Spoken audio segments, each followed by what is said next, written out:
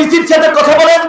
এই লালচর এবং এই চর ফাতেমা, এইদিকে এই ভূমিদস্যুদের উৎপাতে নিরীহ কৃষকরা আজকে পর্যদস্তু তরমুজের সিজন, তাদের এই জমি জমা, এই রাজনৈতিক প্রভাব খাটিয়ে একদল দালাল এই চর দখল করছে। কি এখন একটা সুযোগ পাইছে, যারে পছন্দ হয় না, যারা তাদের বিপরীত করে, সে ফেসিবাদের দোষর, সে আওয়ামী লীগ করে। এই ট্যাগ দিয়ে, এই অপবাদ দিয়ে সেদিন একজনকে আমরা থানার ওসিকে বলেছিলাম এই সমস্ত অন্যায় অনিয়ম করে গ্রেফতার করা যাবে না, নিরীহ মানুষকে হয়রানি করা যাবে না। আপনারা কোনো রাজনৈতিক নেতার নির্দেশে কাজ করতে পারেন না, আপনাদেরকে জনগণের জন্য কাজ করতে হবে। এই জুলাই গণ অভ্যুত্থানে এই দেশের কৃষক, শ্রমিক, সাধারণ মানুষ আন্দোলন সংগ্রাম করে বিগত সরকারের পতন ঘটিয়েছে। তাদের আকাঙ্ক্ষার একটি সরকার এবং তাদের আকাঙ্ক্ষার একটি বাংলাদেশ বাস্তবায়ন করার জন্য, যে এই বাংলাদেশে ধনী দরিদ্র প্রতিটি নাগরিকের আইনের সুযোগ সুবিধা অধিকার থাকবে, স্বাস্থ্য শিক্ষার অধিকার থাকবে, অন্যায়ভাবে রাষ্ট্রের দ্বারা, রাজনীতিবিদদের দ্বারা, প্রশাসনের দ্বারা হয়রানির শিকার হতে হবে না।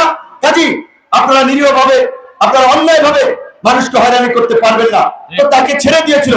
কিন্তু আরো কয়েকজন মানুষকে আমি জানি নাই বিভিন্ন ভাবে মামলা হামলা দিয়ে হয়রানি করতেছে একদল মানুষ, আবার ব্যবসা বাণিজ্য করছে। বলা টাকা পয়সা না দিলে কিন্তু ধরাই দিব।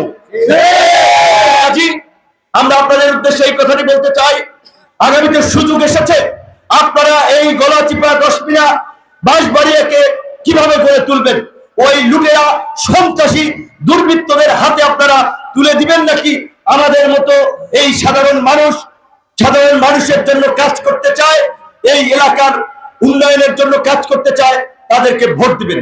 আশা করি আপনারা আমাদের সাথে থাকবেন।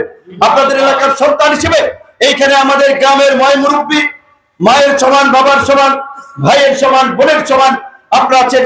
তাই আপনাদেরকে একটা কথা বলি, এইখানে এই আপনাদের এইখানে যারা আছে, এই চেয়ারম্যান সাহেব ঢাকা বিশ্ববিদ্যালয় থেকে পড়েছে, এইখানে কয়জন আছে আপনাদের এলাকার সন্তানেরা ঢাকা বিশ্ববিদ্যালয়ে পড়ে?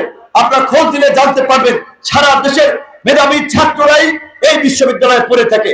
সেই বিশ্ববিদ্যালয়ের ছাত্ররা 28 বছর পরে ওই ঢাকা বিশ্ববিদ্যালয়ের ডাকসু নির্বাচনে ভোট দিয়ে তারা আমাকে জয়লাভ করে আপনাদের জন্য, আপনাদের প্রতি একটা সম্মান দেখিয়েছিল।